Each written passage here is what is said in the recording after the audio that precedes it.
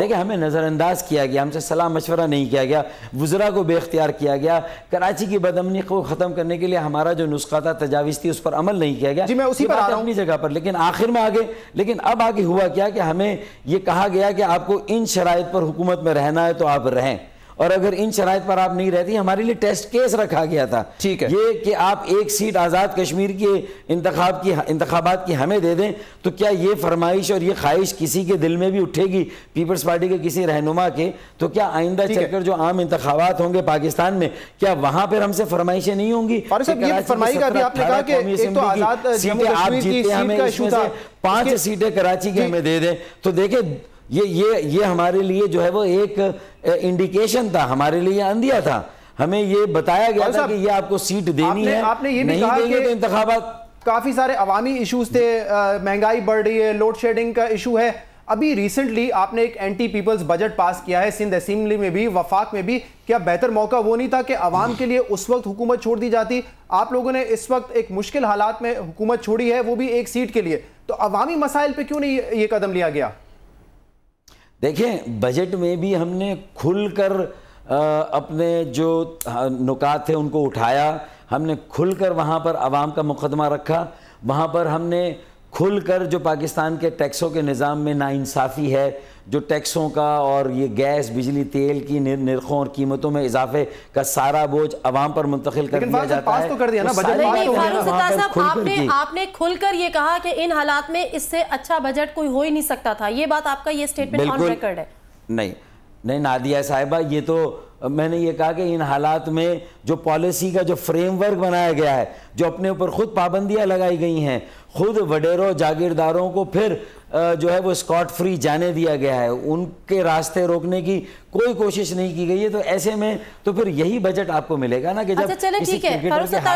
जो आप लोगों को अनाउंस करना था वो आप लोगों ने कर दिया। मैं थोड़ा सा आगे चलती हूँ, मेरी एक रिजर्वेशन है, क्योंकि कहा यही जाता है कि जिस तरह से सदर वफाक का नुमाइंदा होता है, इसी तरह से गवर्नर भी वफाक का नुमाइंदा होता है, और किसी भी पॉलिटिकल इश्यूज़ में बेहतर होता है कि गवर्नर साहब को नहीं घसीटा जाए। जितने गैर मुतनाज़ा शख्सियत गवर्नर साहब की रही है, मतलब उनको पॉलिटिकल इशू में उनसे क्यों इस्तीफा लिया गया? वो तो एक फ़राइज़ अंजाम दे रहे थे, तो लेट हिम डू।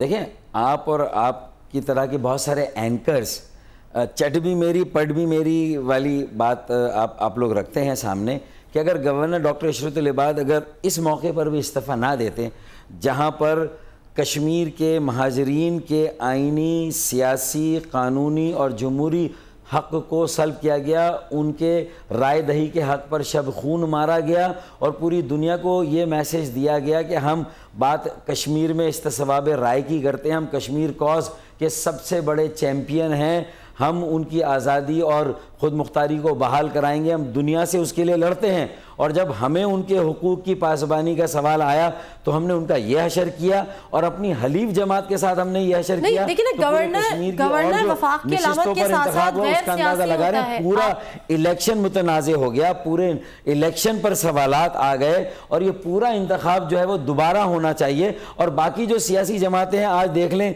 फिर जो कुछ टेलीविजन ने, स्क्रीन ने मनाजिर दिखाए थे, वो भी आपके सामने किस तरह का इलेक्शन हुआ है। तो हम मैं ये कहना चाह रही हूँ कि गवर्नर से इस्तीफे के बाद आपने गवर्नरशिप पे भी पॉलिटिकल स्टैंप लगा दी है, जबकि गवर्नर गैर सियासी होना चाहिए।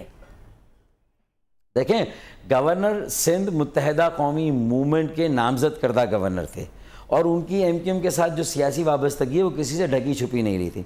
मज़ाकरात में उन्होंने एमक्यूएम और पाकिस्तान पीपल्स पार्टी को एक दूसरे से करीब रखने के लिए, और उनके जो भी इख्तलाफात होते थे उसमें जो भी उनका सियासी किरदार था वो भी किसी से ढका छुपा नहीं है।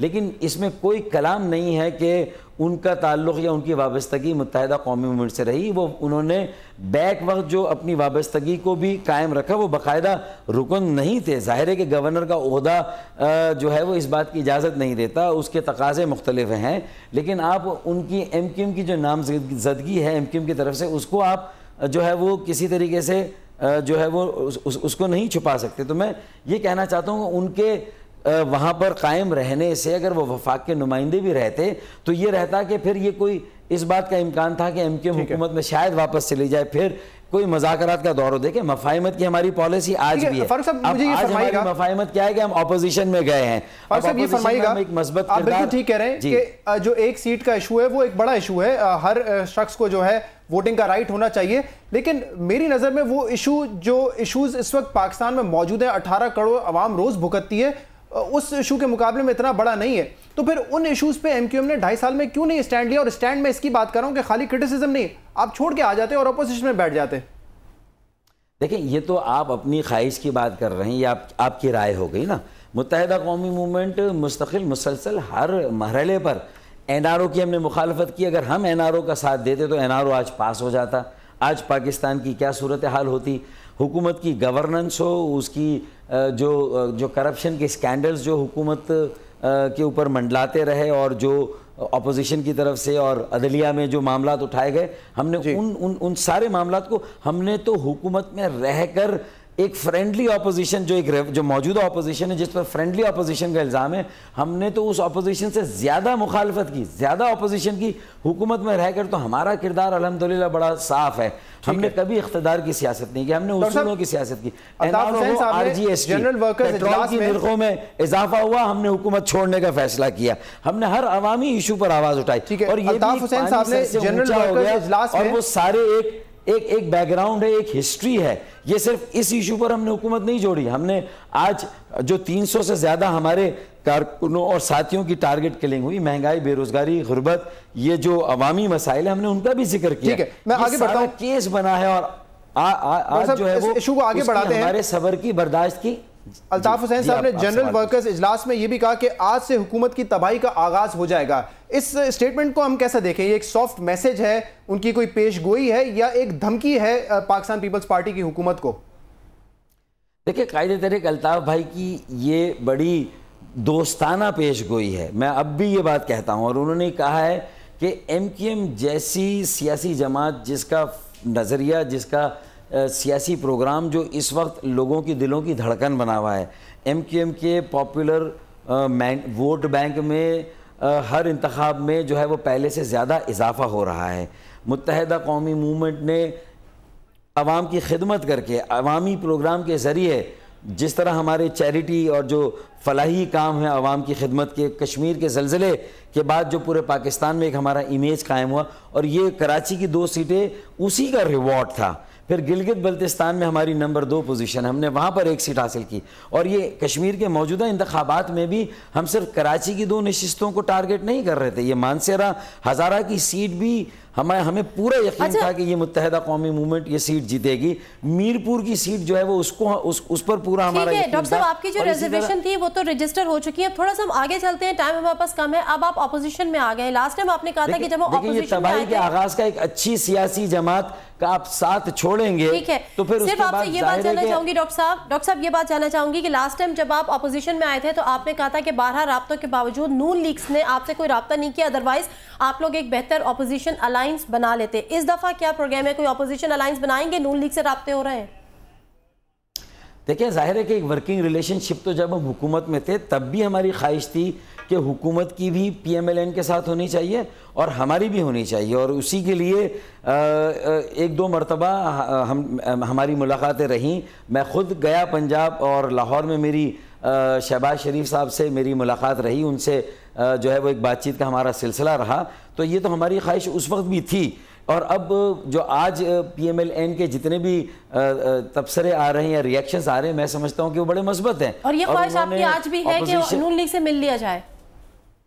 नहीं, मैं ये कह रहा हूँ कि वर्किंग रिलेशनशिप इसलिए बनानी होगी कि हम ऑपोजिशन में एक मजबूत ऑपोजिशन कायम करें।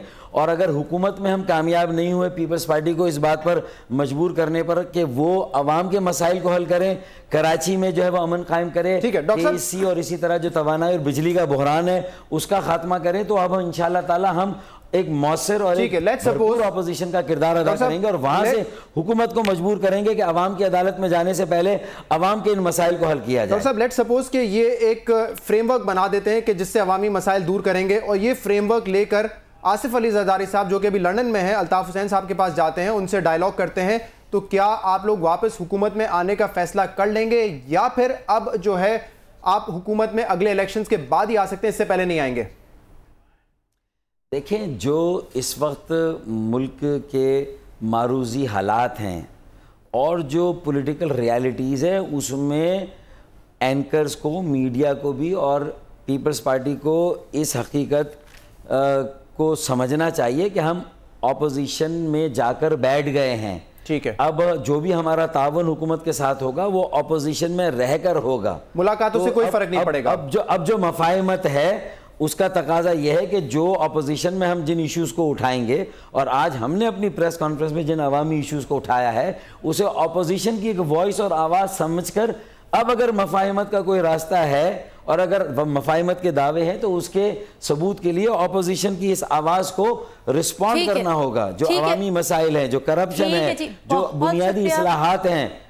बहुत शुक्रिया डॉक्टर फारूक सत्तार साहब हमें ज्वाइन करने का। नाज़रीन थे डॉक्टर फारूक सत्तार से आज की उस प्रेस कॉन्फ्रेंस के बाद जिसमें एमक्यूएम ने कहती है कि इस दफ़ा उन्होंने हर सूरत हतमी ऐलान कर दिया है कि अब वो हुकूमत में शामिल नहीं होंगे। जी, और दोनों रुख हमने आपको दिखाया। शजीर मेमन साहब का कहना है किसी किस्म की धमकी एजे की सीट के हवाले से नहीं दी गई थी, सिर्फ रिक्वेस्ट थी, एक हम्बल रिक्वेस्ट थी। जबकि फारूक सत्तार साहब का कहना है कि प्रॉपर धमकी दी गई थी और इलेक्शन मुलतवी भी इसीलिए हुए क्योंकि हमने उनकी इस ख्वाहिश को नहीं माना।